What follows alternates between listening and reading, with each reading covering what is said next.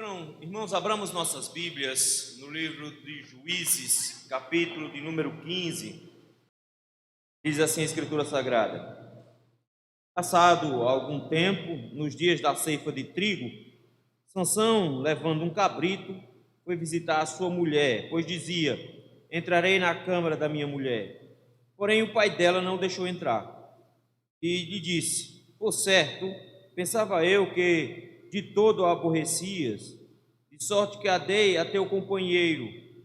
Porém, não é a mais formosa do que ela, a irmã, que é mais nova? Toma, pois, em seu lugar. Então Sansão lhe respondeu: desta feita sou inocente para com os filisteus quando lhes fizer algum mal. Saiu,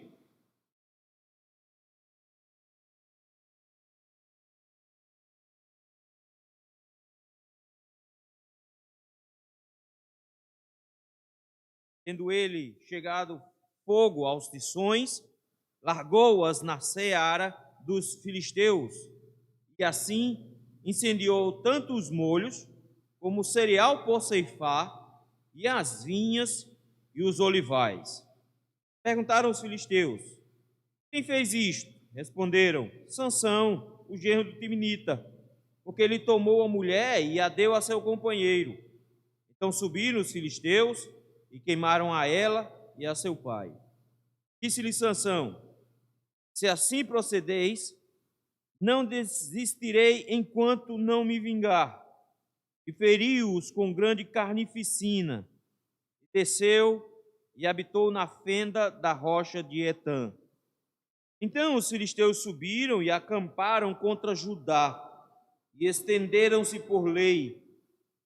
Perguntaram-lhe os homens de Judá: por que subiste contra nós? Responderam: subimos para amarrar Sansão, para lhe fazer a ele como ele nos fez a nós. Então 3.000 homens de Judá desceram até a fenda da rocha de Etã e disseram a Sansão: não sabias tu que os filisteus dominam sobre nós? Por que, pois, nos fizeste isto? Ele lhes respondeu: assim como me fizeram a mim, eu lhes fiz a eles.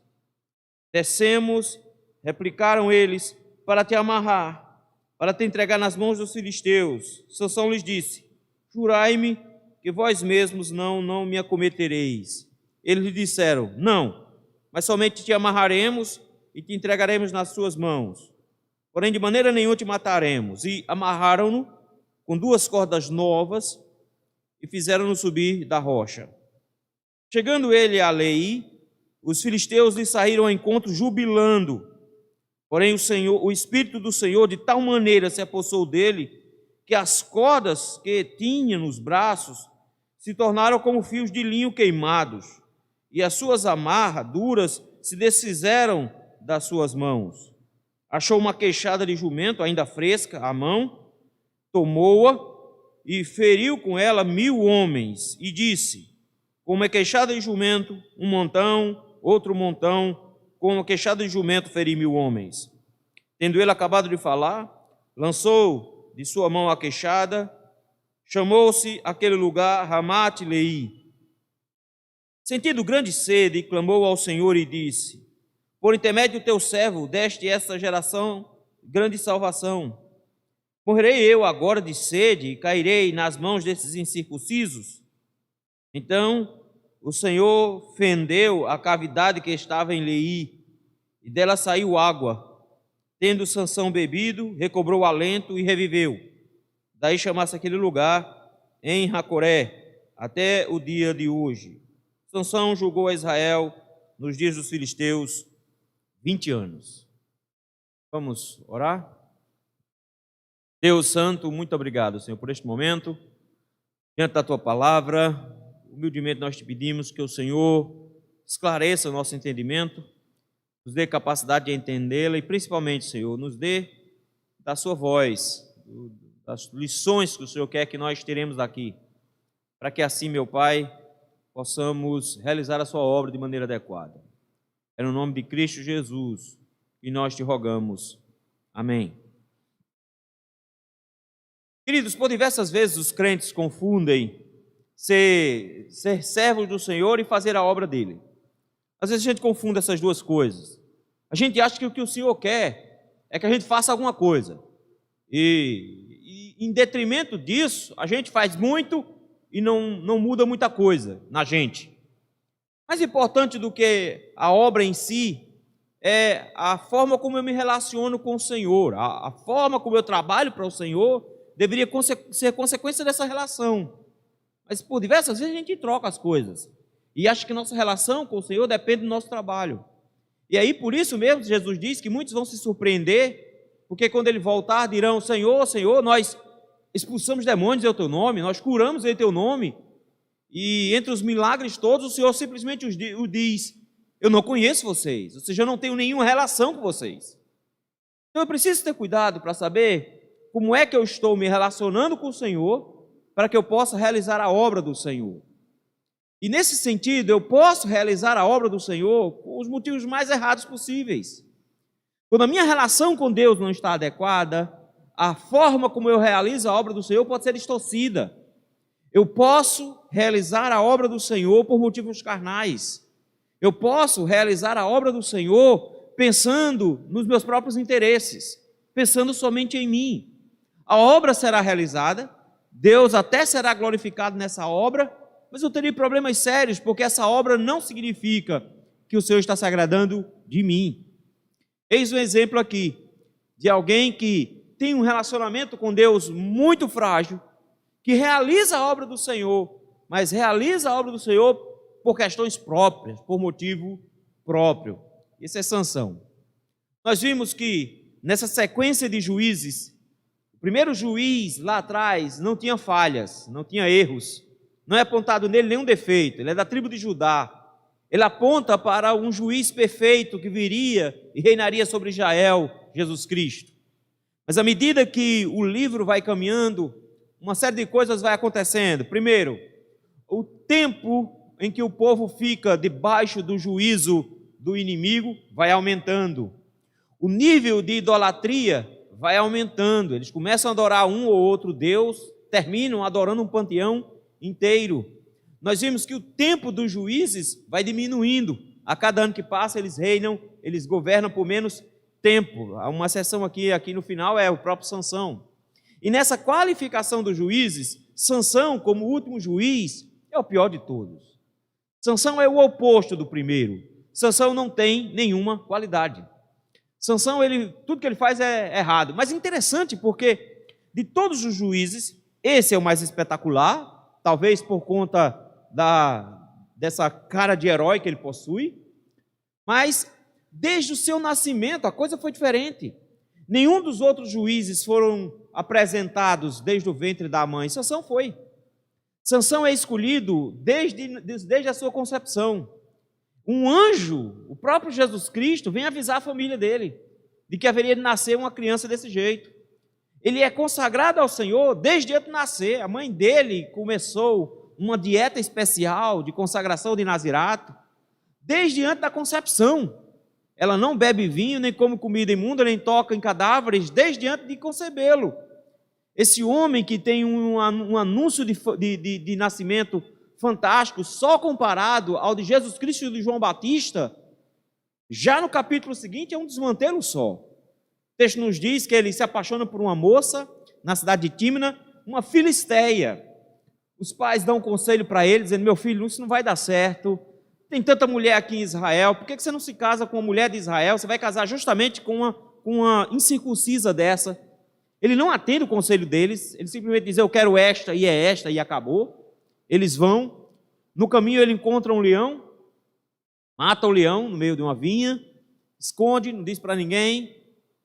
Depois, quando vai para o casamento, passa lá, encontra no leão um enxame com mel, e ele pega o mel da cabeça do leão e come, dá para os pais, lembrando que ele era proibido por lei de pegar em animais mortos, ele não podia pegar em cadáver de qualquer tipo, ele estava quebrando o voto que ele tinha para com o Senhor antes dele nascer. Ele ainda come do que tinha dentro da caveira e ainda dá para os pais. Então ele não só ele fica impuro, os pais dele ficam impuros também. Além disso, o texto já começa dizendo que ele faz uma festa de casamento nos moldes do povo da época, que era uma festa regada a muita bebida. Então não podemos pensar que Sansão fez uma festa cheia de bebida e não bebeu. No final das contas, ele não tem um único amigo que o acompanhe. Até os companheiros dele no casamento são dos filisteus, que a família da noiva providencia. Ele resolve então fazer uma brincadeira, e se tem uma coisa que ele tem é um humor muito exagerado, mas de péssima qualidade. Ele tem uns poeminhas, já viu? Ele tem uns poeminhas, ele fez outra para fazer umas musiquinhas. E ele fez um enigmazinho. Me diz uma coisa, se vocês adivinharem o meu enigma, eu vou fazer o seguinte, eu dou uma roupa nova para cada um de vocês. Eu dou túnica com veste festival, ou seja, terno completo para cada um. Se vocês adivinharem, vocês têm 7 dias do casamento para fazer isso. Agora, se vocês não adivinharem, cada um tem que dar uma para mim. Os homens ficam revoltados porque a pergunta ninguém consegue responder. Do comedor saiu comida, do forte saiu doçura. Ninguém sabe que negócio é esse, só Sansão sabia. Porque ele que matou o leão e tirou o mel de lá. Eles ficam agoniados, não conseguem. Chegam para a moça e dizem, olha, descobre para a gente o resultado desse enigma, porque a gente não veio para o casamento para passar prejuízo, porque do contrário a gente vai matar você e seu pai, a gente vai matar todos os dois queimados. A coitada chora. Agora imagina a festa do casamento, 7 dias de festa, 7 dias a mulher chorando. E se tem uma coisa que Sansão não aguenta também é ver mulher chorando no ouvido dele, você já vai notar isso. Depois desse tempo todo, ele dizendo, nem para minha mãe e para o meu pai eu contei. Ela fez, mas olha, veja só, que casamento é esse? Já começa desmantelado, cheio de segredo, como é que você pode um negócio desse? Não conta com mulher e tal. Aí pronto, ele findou, não aguentou, ela chorando. Contou para ela foi lá, contou para os homens chegaram tudo cheio de si, disseram, olha, o bicho é mais forte que leão, né? E que coisa mais doce do que mel. Então, a resposta é leão e mel. Aí ele diz, outra cantigazinha. A cantiga dele é se vós não lavrasseis com a minha novilha, nunca terias descoberto o meu enigma. Ele então vai e desce até uma cidade próxima, mata 30 homens entre os filisteus, tira a roupa deles, leva, paga e vai para casa. O texto termina dizendo que ele ficou tão irado que ele não voltou para consumar o casamento. O casamento, na verdade, no último dia se acabou. Ele foi embora. O bicho era bruto. Nessa brutalidade dele, ele não voltou para pegar a esposa, não. Foi embora para casa, para Zorá. O texto nos diz que o pai da moça ficou numa situação difícil, porque a moça foi literalmente abandonada no altar. E isso era uma vergonha muito grande. O que é que ele fez? Pegou a moça e deu para o companheiro dele, um dos homens que ganhou a roupa. E ganhou também uma esposa nesse dia. Deu para ele. E aí vem o capítulo 15. O capítulo 15 inicia justamente com a continuação dessa história. O que acontece aqui é que, versículo número 1 diz que, passado algum tempo, meu irmão, foi muito tempo. O que o texto faz questão de dizer aqui que foi perto da ceifa de trigo. No mínimo passaram alguns meses. Sansão foi para casa para tentar esfriar a cabeça, mas ele é muito cabeça quente. Demorou muito tempo para isso. Perto da colheita, ele volta. Perto da colheita, mês de maio, junho mais ou menos, volta Sansão. Ele resolveu trazer um presente para a mulher. Naquela época, flor não fazia muito sucesso, um cabrito fazia mais. Então ele pegou um cabrito, amarrou o cabrito, vamos levar para a mulher, fazer um agrado a ela, né? Fazer um ensopado de cabrito, e aí a gente se ajeita, né? Surpresa dele. Quando chegou, o pai da moça disse, não. O que acontece é que você foi embora. Não sabia se você ia voltar, se você queria a moça ainda. A gente achou que você estava com muita raiva. O que tudo indica, ele se precipitou mesmo. Ele deveria ter esperado um pouco. Afinal de contas, a moça traiu Sansão. Mas ele não esperou muito.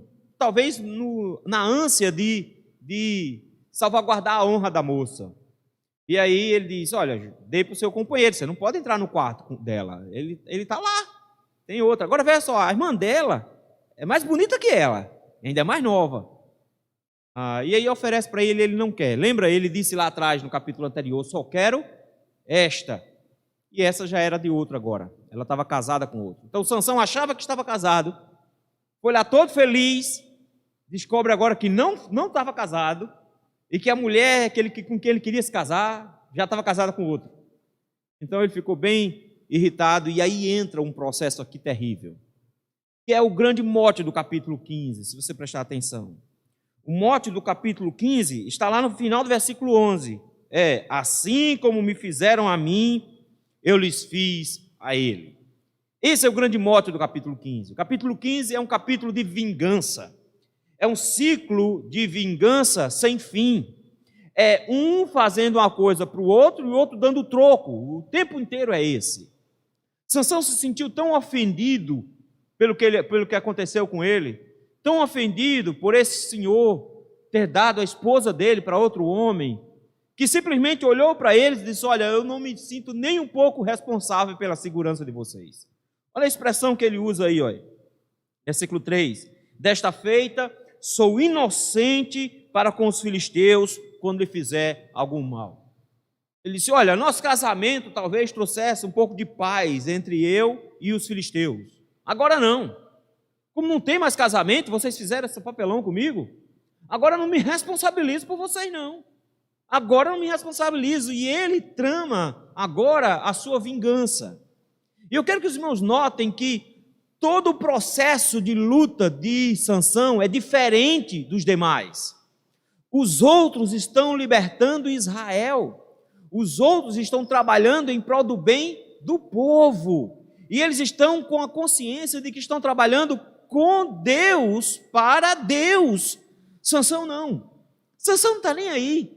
Ele não trabalha com ninguém, não tem uma única pessoa do lado dele, ele não está procurando apoio, ele não quer saber de ninguém, ele trabalha sozinho e para ele mesmo. A única preocupação de Sansão é se ele está sendo magoado ou não. Ele só tem pensamento para ele. Notem, ele está realizando a obra do Senhor. Foi para isso que o Senhor o chamou, para iniciar um processo de guerra com os filisteus, iniciar a libertação dos filisteus, que vai ser concluída com Davi. Mas Sansão, ele só se preocupa consigo mesmo. Então ele não trabalha para o Senhor, ele trabalha para ele próprio.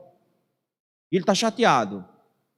Está chateado. E lembra que eu falei que ele tem um senso de humor terrível? O que é que ele faz? O texto nos diz que ele encontrou 300 raposas. Onde ele achou 300 raposas é um problema. Porque a gente não sabe nem que animal direito é esse aqui. Porque era o mesmo nome para dois tipos de animais. Para raposas e para chacais, que são um pouco maiores. Tem o rabo tão felpudo quanto, bem cheio de pelo. Provavelmente aqui não são raposas. Porque, primeiro, raposas são animais solitários. Para ele encontrar 300, ele ia passar um bocado de dia catando raposa e pegando e guardando. Então ia ser muito difícil. A não ser que tivesse um canil de raposa, já com tudo guardadinho, mas é difícil ter, alguém está criando 300 raposas aqui. É mais fácil que ele tenha encontrado chacais, porque chacais são animais de bando. Então ele pode ter encontrado os bandos e saiu juntando esses animais. Foi muito mais fácil. E naquela região tem muito chacal. E o que é que ele faz? 300 animais. O método foi bem simples. Amarrar o rabo um do outro. O motivo era simples. Se você solta um animal desse, ele vai reto para o esconderijo dele. Ele vai reto para lá. Mas se você amarra dois, um vai para um lado, outro vai para o outro, e eles ficam andando em linha reta. Eles não vão porque um vai arrastando o outro. Principalmente porque ele amarrou uma tocha atrás de cada um. Então ele fez uma crueldade terrível aqui.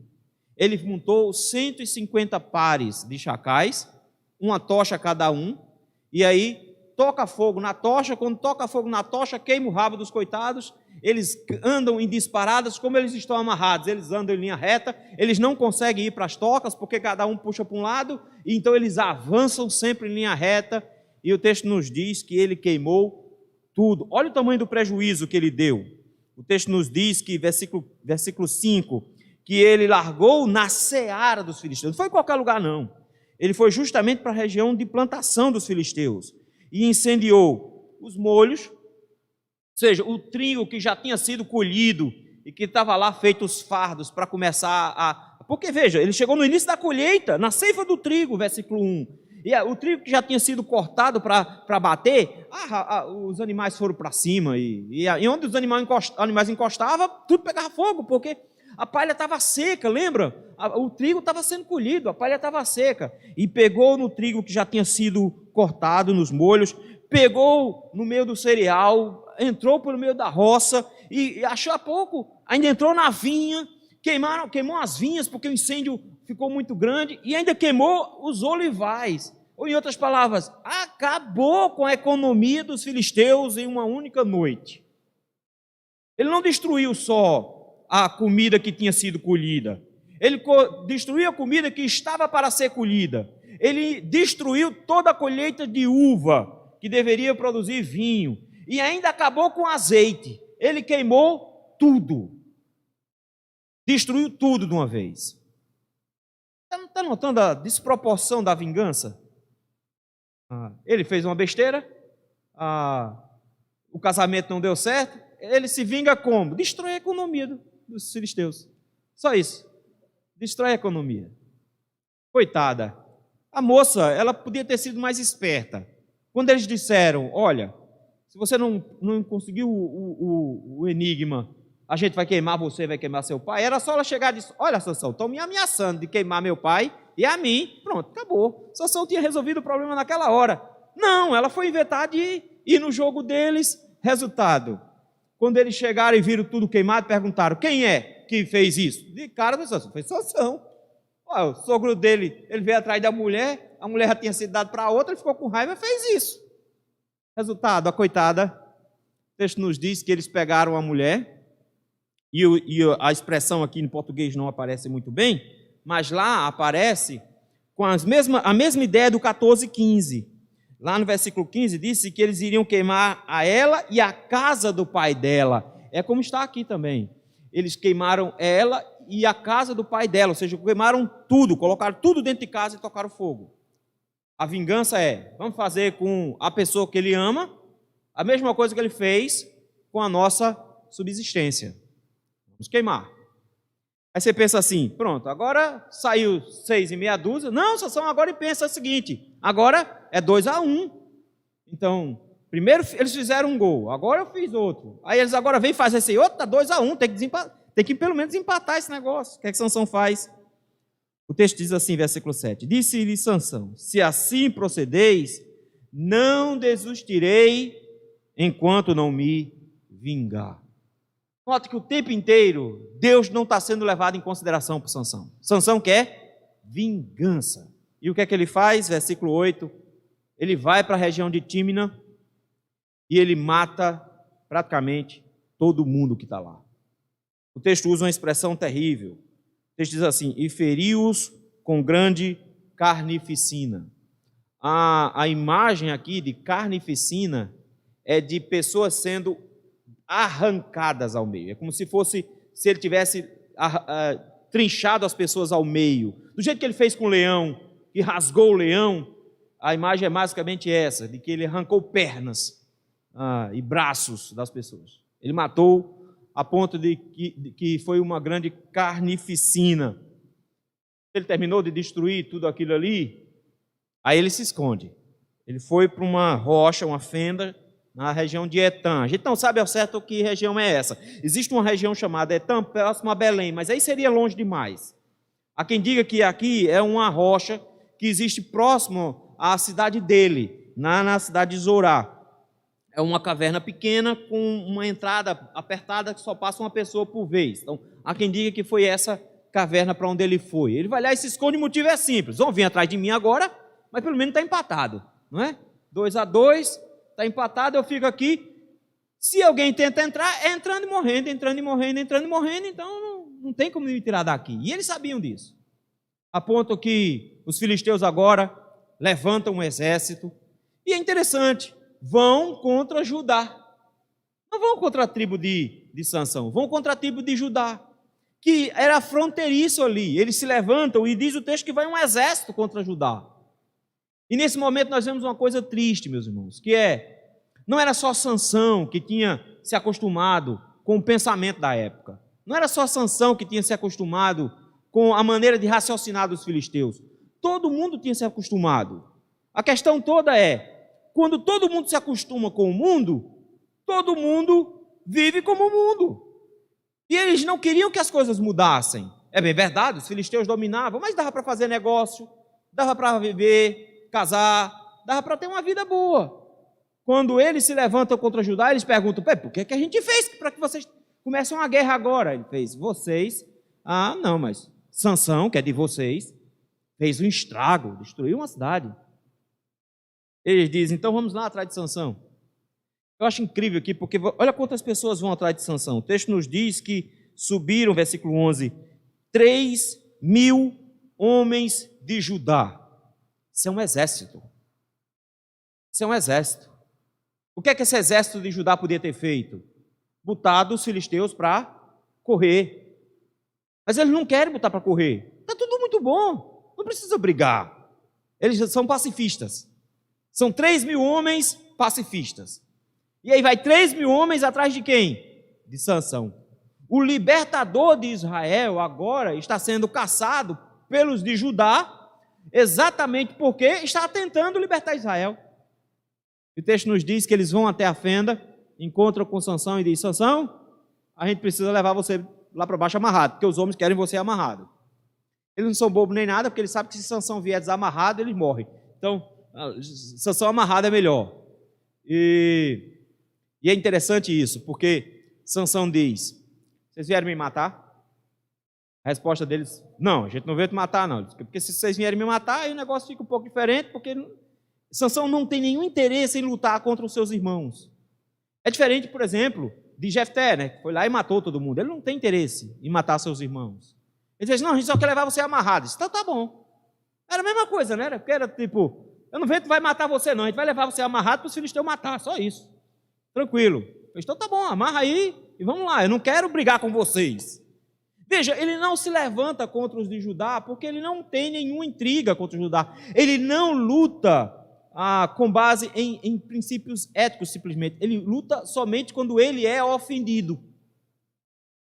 E Judá não fez nada contra ele. Então eu vou. Eles amarram e eles provavelmente amarraram as mãos dele com cordas novas. O texto faz questão de dizer isso, que a corda era nova. E amarraram, enrolaram ele todinho de corda também. Então ele estava com os braços amarrados, com as mãos amarradas. Ih, rapaz, quando o pessoal viu do exército dos filisteus que Sansão estava chegando amarrado, o texto diz que foi uma festa. Versículo número 14. Quando chegando a Leí, os filisteus viram Sansão, saíram ao encontro fazendo o quê? Festa. Eita! O pessoal começou a gritar, parecia que tinha feito um gol. Pegamos o cara chegou aqui amarrado. E aí então o texto nos diz que aquelas mesmas expressões que nós vimos, para mostrar que a força de Sansão não era porque ele era musculosão, não é porque ele era grande e forte. A força de Sansão não vinha de explosão muscular. A força de Sansão sempre veio por ação do Espírito Santo. O texto diz que o Espírito do Senhor de tal maneira se apossou dele. De novo, o texto já disse isso outras vezes, mas toda vez que, já notaram que toda vez que o texto diz assim, que o Espírito do Senhor se apossou de Sansão, vai ter uma quebradeira na frente? Alguém vai ser uma destruição só? E é isso que acontece. O texto nos diz que ele então rasgou as cordas, vejam, cordas grandes, grossas e novas, rasgou como quem rasga, o texto diz assim, como quem corta fio de linho queimado. Fio de linho já não é um negócio tão resistente. E queimado, então, se esfarela. Foi isso que ele fez. Rasgou como quem rasga fios de linho queimado. Ele simplesmente fez isso. Ele fez isso, não sobrou corda nenhuma. E aí você pensa assim, agora vem o herói. Não, ele já está fazendo besteira assim que corta as cordas. Porque o texto nos diz que ele pega, no versículo 15, uma queixada de jumento. Eu preciso que vocês se lembrem, o que é que ele era proibido de fazer? Pegar cadáveres. E o que é que ele pegou? Uma queixada de jumento. Ele não está nem aí. Ele não se preocupa com os votos dele, ele não se preocupa, ele só quer fazer as coisas para ele mesmo. E aí então o texto nos diz que ele pegou uma queixada de jumento, ainda estava nova ainda, o texto faz questão de dizer ainda que ainda estava fresca. Então ela ainda estava úmida, com óleo da gordura do animal, que o animal não tinha derretido completamente ainda. E isso aqui é importante para o texto, porque se estivesse seca, na primeira pancada ela se quebrava. Mas como ela estava úmida ainda, ela estava mais resistente. Ele pega e faz como se fosse uma machadinha dessa queixada de jumento e começa a bater em gente. E o texto nos diz que naquele dia ele destruiu 1000 homens. Matou 1000 homens. E quando ele faz um negócio desse, o que é que ele faz? Outra musiquinha. De novo, uma musiquinha sempre infantil. A musiquinha que ele faz aqui é um trocadilho de palavras. A palavra jumento e a palavra monte, ou amontoar, é muito parecida. A pronúncia é quase igual. E é isso que ele faz aqui. Ele usa a imagem de jumento e amontoar. Pode ser também, porque jumento, a palavra jumento, ela é muito parecida com o animal vermelho. E amontoar também é parecido com vermelho. Então, ou ele está dizendo que é um animal vermelho, ele fez um monte de vermelho, ou ele está dizendo que com o jumento ele fez uma montanha de cadáveres. Mas é essa brincadeira que ele faz aqui. Sabe? Com a queixada de jumento, um montão, outro montão, com uma queixada de jumento ferir 1000 homens. É por isso que o nome do lugar é Lei. É Lei. O texto já começa dizendo que eles se reuniram em Lei, mas o nome Lei veio em decorrência dessa batalha aqui. Porque o nome Lei significa queixada. O nome do lugar se torna queixada justamente porque ali, com uma queixada de jumento, Sansão matou 1000 homens. E o texto nos diz que, tendo acabado de falar, lançou de sua mão a queixada e chamou aquele lugar de Ramate-Leí, ou seja, o monte da queixada, a altura da queixada. A ideia é de que com a queixada eu fiz pilha de pessoas. Ele comemora. Mas aí então vem uma coisa interessante. Ele sentiu sede, e muita. Gente, matar 1000 homens na pancada não é moleza. E o texto nos diz que ele começou a desfalecer, versículo 18, desidratação. Sentindo grande sede, ele achou que ia morrer de sede.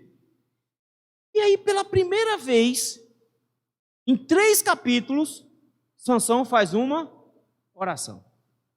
A primeira oração de Sansão. Ele não orou ainda, nenhuma vez. E nenhuma vez você ouviu Sansão se referindo a Deus. Ele não pensa em Deus nenhuma hora. Aí você está vendo, pastor? Então você estava errado. Porque o senhor falou que ele estava batalhando em nome próprio, fazendo as coisas para ele mesmo, e que no final das contas, agora ele está orando. Veja por que ele ora. O texto nos diz que, sentindo grande sede, clamou ao Senhor e disse: por intermédio do teu servo, deste esta grande salvação. Foi uma grande salvação? Foi. Foi porque o Senhor mandou e ele fez em honra ao Senhor? Não. Ele fez porque ele estava se vingando. Foi isso que ele fez. Porque ele disse que o que eles fizeram com ele, ele ia devolver, dar o troco. Aí então ele disse: Senhor, o Senhor deu uma grande salvação hoje, seu servo aqui fez esse trabalho, agora vou morrer de sede. E pior, vou morrer de sede aqui, meu corpo vai ficar aqui na mão desses incircuncisos. Agora que ele viu que eles são incircuncisos, ele queria se casar com ela. Agora que ele viu que eles não são dignos, finalmente ele notou que eles não prestam, que eles iriam profanar o corpo dele. Senhor, não me deixa morrer aqui de sede, porque eles vão fazer chacota com o meu corpo. O texto nos diz, meus irmãos, que você pensa assim: o Senhor não vai ouvir uma oração dessa, o Senhor escuta. Acaba todo desmantelado desse, aí o texto nos diz que, olha o que o Senhor fez. E o Senhor fendeu a cavidade que estava em Lei. A ideia de cavidade é uma pedra grande, côncava, onde eles colocavam cereal e com a outra pedra eles roçavam em cima e aí faziam um pó. Então era uma pedra grande no chão, quando tinha esse buraco onde eles trituravam a comida. O texto nos diz que o Senhor fendeu a pedra, nos mesmos moldes lá do deserto, abriu a pedra, saiu água e ele bebeu. E ele tomou da água, recobrou o alento e reviveu. E aí o texto diz que o nome mudou de novo. E o nome daquele lugar se tornou En-Hacoré, que significa o poço daquele que clamou. E ele governa por 20 anos contra os filisteus. Eu quero que os irmãos notem uma coisa aqui. Quando Davi vai contra os filisteus, e a primeira batalha que Davi luta contra os filisteus é contra Golias. E quando Golias vem contra ele, ele diz que Golias não está indo contra ele somente, mas ele está indo contra o Senhor. E ele faz questão de dizer para Golias que está lutando contra Golias em nome do Senhor. Não é uma guerra pessoal, é uma guerra em nome do Senhor. E é Davi que vai concluir isso. Sansão não. Sansão faz a obra do Senhor. É bem verdade. A obra do Senhor era essa. Era iniciar uma batalha, iniciar uma guerra, porque o povo estava escravizado aos filisteus por gosto. Era esse o trabalho de Sansão. Mas Sansão faz, no final das contas, um trabalho onde só ele é quem interessa. Por isso que quando ele ora, a única preocupação dele é com ele mesmo. Ele só se preocupa consigo. E por ele só se preocupar consigo, ele só realiza as coisas que são do seu interesse. Como é difícil viver quando o nosso relacionamento com Deus é um fracasso. Como é difícil viver quando o nosso relacionamento com Deus é complicado. Sem o relacionamento com Deus, nós andamos agindo em prol de nós mesmos. E as batalhas que nós resolvemos lutar são em prol de nós mesmos. Essa é a grande preocupação nossa aqui. O texto nos mostra um homem que, cheio do Espírito Santo, que poderia ser uma grande diferença em Israel, estraga a sua vida e faz uma besteira atrás da outra, simplesmente porque faz o que acha certo, e a coisa que ele acha certo é defender somente as suas próprias causas. Nós vamos nos preocupar com isso. Porque por vezes, por causa do nosso relacionamento frágil com Deus, nós começamos a trabalhar para o Senhor, quando na verdade estamos trabalhando em prol do nosso próprio nome. Como é que a gente faz isso? É quando a gente evangeliza, contando quantas almas se converteram, para se gabar de quantas almas se converteram depois de você evangelizar. É quando você vai discutir teologia, não de forma piedosa, mas só para deixar o outro humilhado, desmoralizá-lo e dizer que ganhou o debate. É quando você quer realizar a obra do Senhor para receber elogios no final. Você quer tapinhas nas costas, você quer ser reconhecido pelos homens. Queridos, quando nós batalhamos as batalhas do Senhor em nosso próprio nome, não existe honra, não existe glória a Deus nesse processo. Nós temos que pensar nisso, porque a igreja evangélica brasileira se tornou uma grande Sansão, que vive a vida trabalhando para o Senhor em causa própria.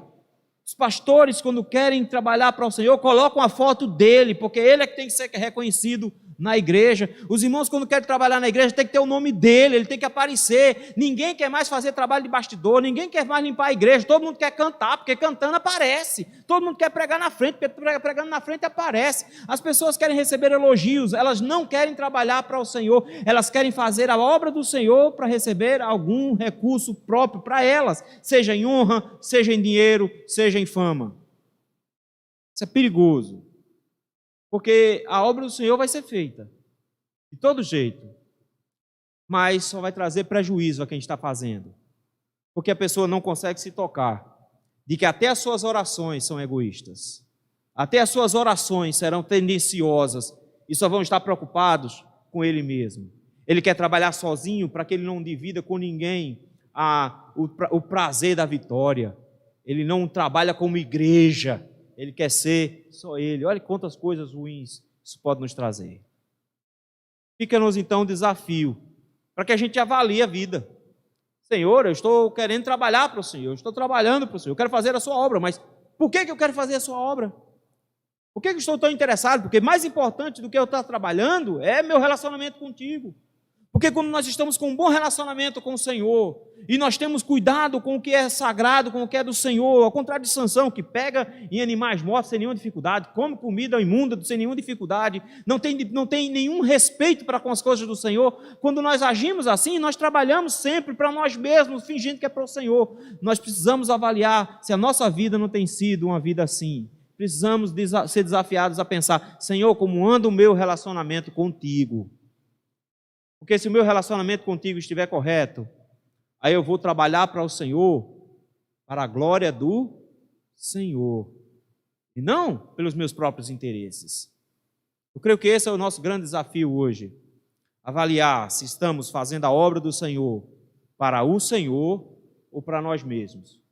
Porque quando nós fazemos a obra do Senhor para nós mesmos, a obra do Senhor vai ser feita, mas não terá honra, não terá glória nenhuma, será algo pecaminoso, onde até as nossas orações serão egocêntricas.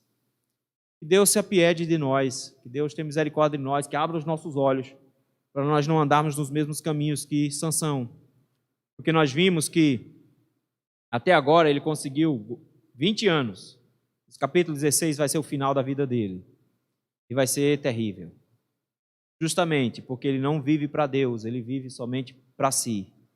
E o único momento em que ele vai realmente se dedicar a Deus é na hora que ele vai morrer. Que Deus tenha misericórdia da gente, para que isso não aconteça conosco.